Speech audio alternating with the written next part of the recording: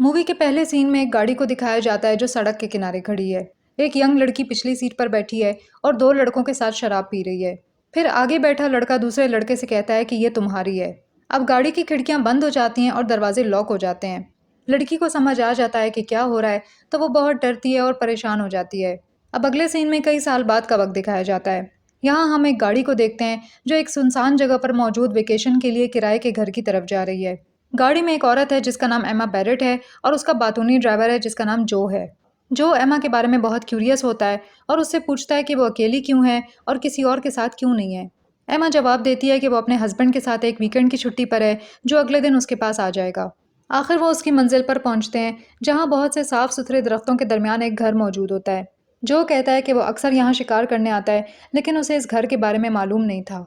अब जाने से पहले वो एमा से एक्स्ट्रा टिप मांगता है और बहुत अजीब सा बिहेव करता है। एमा थोड़ी परेशान हो जाती है और उसे कुछ पैसे दे देती है। जब वो चला जाता है तो एमा दरवाज़ा खोलने के लिए कोड एंटर करती है और सिक्योरिटी अलार्म बंद कर देती है। ये जगह बहुत सेफ है और सब कुछ काफ़ी एडवांस है। फिर वो सारी ऑटोमेटिक खिड़कियाँ खोल देती है। सामने के दरवाजे पर कई मैग्नेटिक लॉक्स लगे होते हैं। फिर वो घर में सब कुछ चेक करती है, जैसे खाने पकाने की चीज़ें, किचन के ड्रॉर्स और फ़ोन की लाइन। फिर उसे एक बुक मिलती है जिसमें इस किराए के घर में रहने वालों के लिए रूल्स एंड रेगुलेशंस लिखे हैं। इसके बाद वो एक कमरे की तरफ जाती है और देखती है कि उनमें से एक कमरा बंद है। तो वो दूसरे कमरे में चली जाती है और अपनी सारी चीज़ें निकाल लेती है। शाम के वक्त वो स्विमिंग के लिए जाती है और फिर शावर में नहाती है। जैसे ही वो शावर से बाहर आती है, एक ज़ोरदार नॉकिंग होती है जो उसे बहुत डरा देती है। वो बाहर जाती है और दरवाजे पर उसे बहुत से गुलाब के फूल मिलते हैं जिनके साथ उसके लिए एक नोट लिखा होता है। वो सोचती है कि ये उसके हस्बैंड की तरफ से है। वो उन्हें अंदर ले जाती है और दरवाज़ा बंद कर देती है और एक ग्लास वाइन के साथ रिलैक्स करती है। तभी गलती से वो अपने सामने कुछ वाइन गिरा देती है। लेकिन जब वो किचन की टेबल के पास सफाई करने जाती है तो उसे फर्श और टेबल के दरमियान एक छोटा सा गैप नजर आता है। वो एक टॉर्च की मदद से टेबल के नीचे देखती है और पता लगाती है कि पानी कहाँ जा रहा है। लेकिन अचानक उसका फ़ोन बजने लगता है जिससे उसकी तवज्जो हट जाती है। एमा कॉल को इग्नोर कर देती है, लेकिन फिर एक गाड़ी को घर की तरफ आते देखकर उसकी तवज्जो बिल्कुल हट जाती है। ये उसका हस्बैंड हेनरी बैरेट होता है जो एक दिन पहले ही आ गया है। अजीब बात यह है कि वो उसे देखकर इतनी खुश नहीं लगती, हालांकि वो अपनी वेडिंग एनिवर्सरी मनाने के लिए इकट्ठे हुए हैं। हेनरी एमा से उसके सफ़र के बारे में पूछता है और एमा बताती है कि वो अपनी चीज़ें संभाल कर रखने में इतनी अच्छी नहीं है और अपनी नोटबुक उसी गाड़ी में छोड़ आई है जो उसे यहाँ छोड़ कर गई थी। इसके बाद वो दोनों बैकयार्ड में शराब पीते हैं और पता चलता है कि एमा और हेनरी 9 साल से साथ हैं और उनकी शादी में कुछ मसले चल रहे हैं। हेनरी उसके करीब आने की कोशिश करता है, लेकिन एमा इनकार कर देती है और कहती है कि उसे सर्दी लग रही है, जिससे जाहिर होता है कि उनके दरमियान मोहब्बत की कमी उनके रिश्ते में एक बहुत बड़ा मसला है। हेनरी अंदर चला जाता है और जब एमा उससे बात करने की कोशिश करती है तो वो और शराब डालने को कहता है। वो दोनों के लिए थोड़ी सी विस्की डालती है और यहाँ पता चलता है कि हेनरी पहले एक औरत से शादी कर चुका था जो 9 साल पहले हुई थी और उनका एक बेटा भी था। अचानक एमा अपने चार्जर को प्लग करने में मुश्किल महसूस करती है और चकराने लगती है।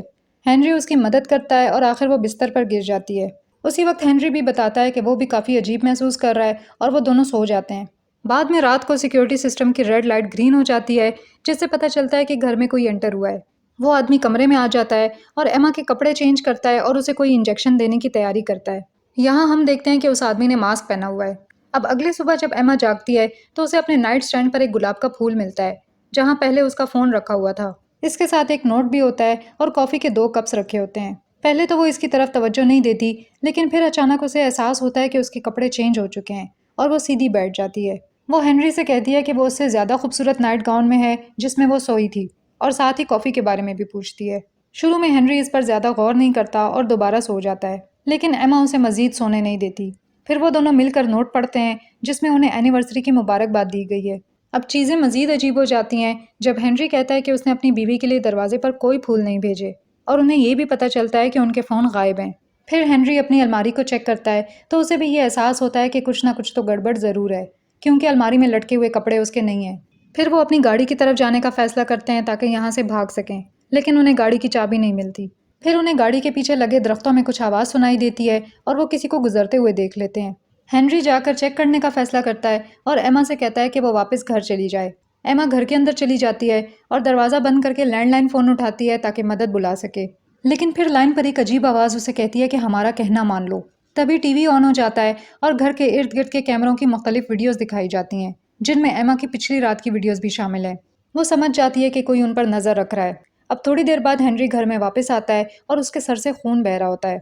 वो कहता है कि किसी ने उस पर पीछे से हमला किया, लेकिन उसे नहीं पता कि वो कौन था। तभी अचानक लैंडलाइन फ़ोन बजने लगता है। हेनरी फ़ोन उठाता है और वही आवाज़ उनसे कहती है कि उन्हें घर छोड़ने की इजाज़त नहीं है और उन्हें कुछ ख़ास रूल्स को फ़ॉलो करना होगा।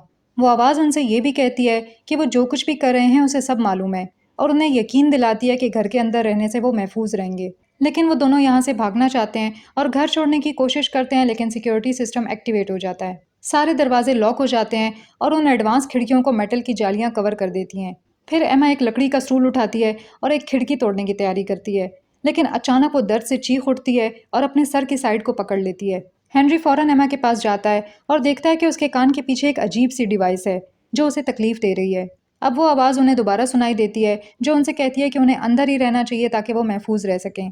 इसी वक्त हेनरी देखता है कि स्मोक डिटेक्टर में एक कैमरा छुपा हुआ है और वो उसे निकालने की कोशिश करता है, लेकिन तभी उसकी अपनी सोनिक डिवाइस एक्टिवेट हो जाती है जिसकी वजह से वो ज़मीन पर गिर जाता है। वो फिर से उस आवाज़ को सुनते हैं जो इस बात पर जोर देती है कि रूल्स को फॉलो करने में ही उनकी भलाई है और उन्हें कमरे में जाने को कहा जाता है। कमरे में एंटर होने से पहले वो आवाज़ हेनरी से कहती है कि एक मर्द को अपनी बीवी के लिए दरवाज़ा खोलना चाहिए और फिर एमा को मुस्कुराने और उसका शुक्रिया अदा करने का हुक्म देती है। उन्हें दी गई इंस्ट्रक्शंस के मुताबिक वो खुद को साफ करते हैं और पुराने स्टाइल के कुछ कपड़े पहन लेते हैं। फिर वो दोनों किचन की तरफ चले जाते हैं। एमा को रात का खाना पकाने का हुक्म दिया जाता है और हेनरी को कुछ बुक्स के पीछे छुपे हुए एक लैपटॉप को लेने और एमा के साथ बैठने को कहा जाता है। वो देखता है कि लैपटॉप पर इंटरनेट कनेक्शन नहीं है। अब एमा मुसलसल सब्जियां काटती रहती है और हेनरी से कहा जाता है कि वो लैपटॉप पर मौजूद एक फ़ाइल खोले। हेनरी ये देखकर हैरान हो जाता है कि उस फाइल में एमा और किसी और के दरमियान टेक्स्ट मैसेजेस के स्क्रीनशॉट्स हैं। हेनरी की बेचैनी के बावजूद उसे उन मैसेजेस को ऊंची आवाज़ में पढ़ने पर मजबूर किया जाता है, जबकि एमा खाना तैयार करती रहती है। फिर वो आवाज़ कहती है कि मोहब्बत बुराई में खुश नहीं होती बल्कि सच्चाई में खुश होती है। सच सुनना मुश्किल हो सकता है, लेकिन ये तुम्हारी शादी को बुराई से पाक करेगा। अब इससे भी बुरा ये कि अगली फाइल में एक वीडियो है जिसमें एमा एक और आदमी रायन के साथ बिस्तर में होती है। हेनरी बहुत ज़्यादा परेशान हो जाता है और बाहर जाने की कोशिश करता है, लेकिन वो आवाज़ उसे रुकने का हुक्म देती है और उन्हें रात का खाना साथ खाने पर मजबूर करती है। जब हेनरी इस बारे में एमा से पूछता है तो वो उसे यकीन दिलाती है कि ये सब खत्म हो चुका है और उससे माफ़ी मांगती है। हेनरी इस बात से बहुत ज़्यादा अपसेट होता है और एमा पर इल्ज़ाम लगाता है कि यही वजह थी कि वो उसकी मोहब्बत की कोशिशों से इनकार करती रही। इसके बाद कमरे में हेनरी के गुस्से के बावजूद वो आवाज़ उन दोनों को डांस करने का हुक्म देती है और उनकी शादी की वीडियो चलाई जाती है। हेनरी इनकार कर देता है, लेकिन उसके सर में मौजूद सोनिक डिवाइस दोबारा एक्टिवेट हो जाती है जिससे उसे कंट्रोल में रखा जाता है। ये सब काफ़ी नहीं था कि वो आवाज़ अब उन्हें रोमांटिक होने को कहती है।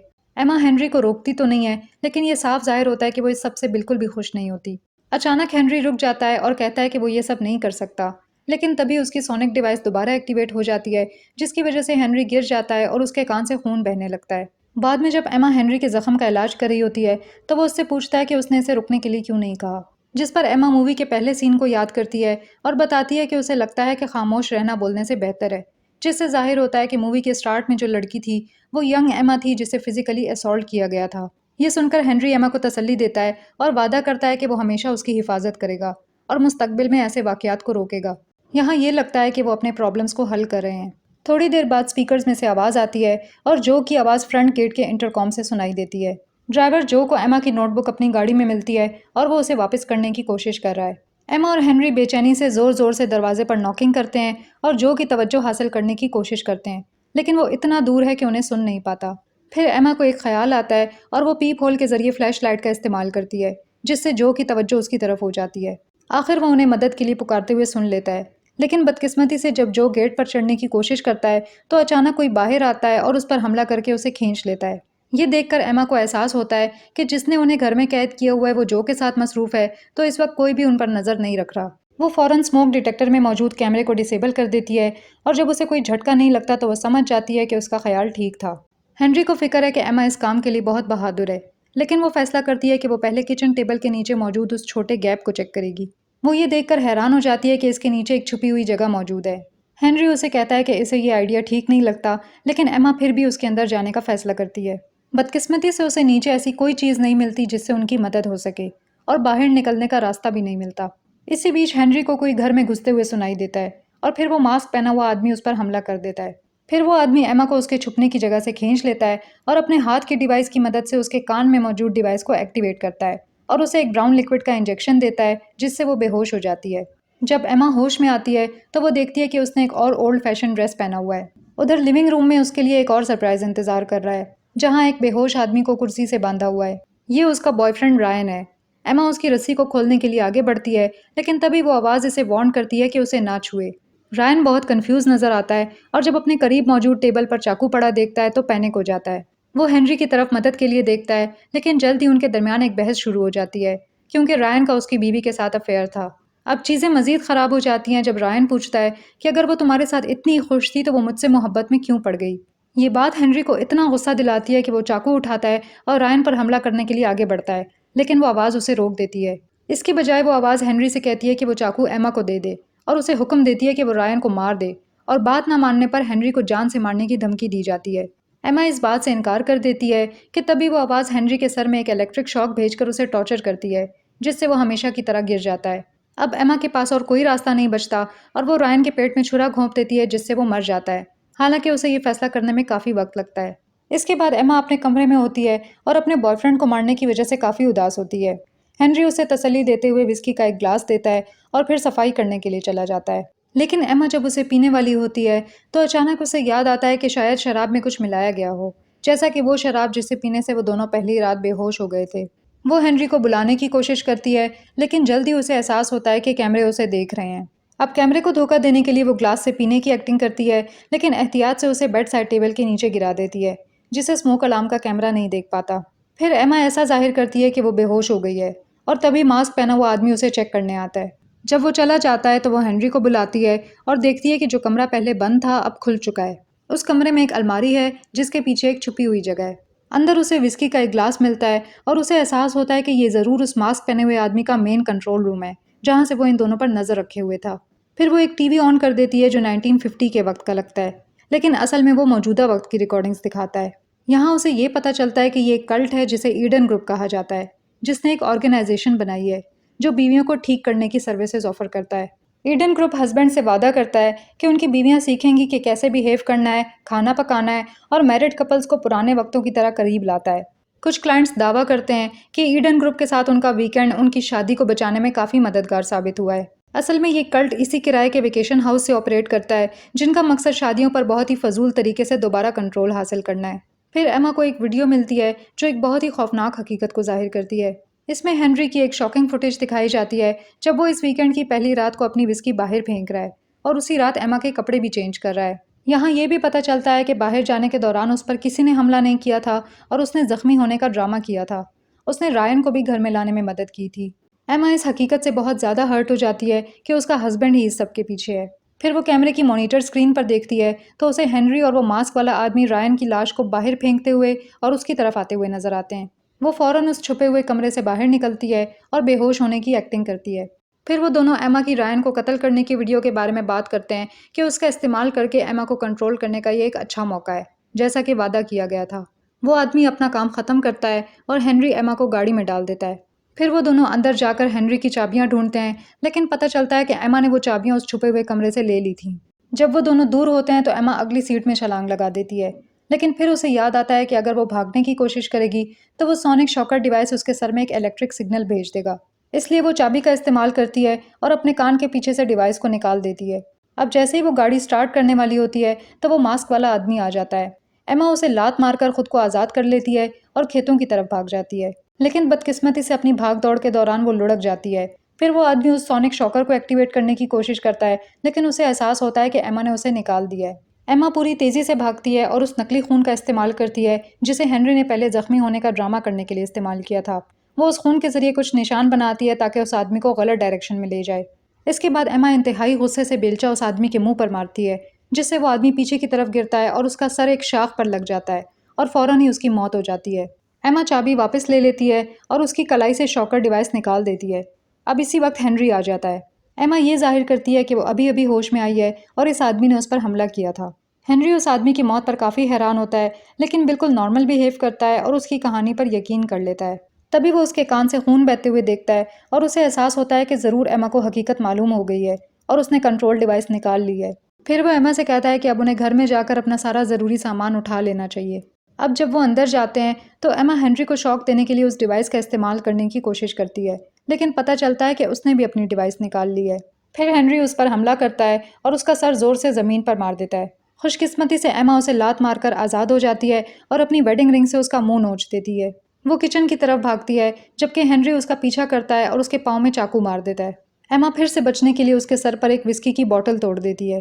फिर वो छुपे हुए कमरे की तरफ जाती है और सोनिक शॉकर इंजेक्टर को उठाती है।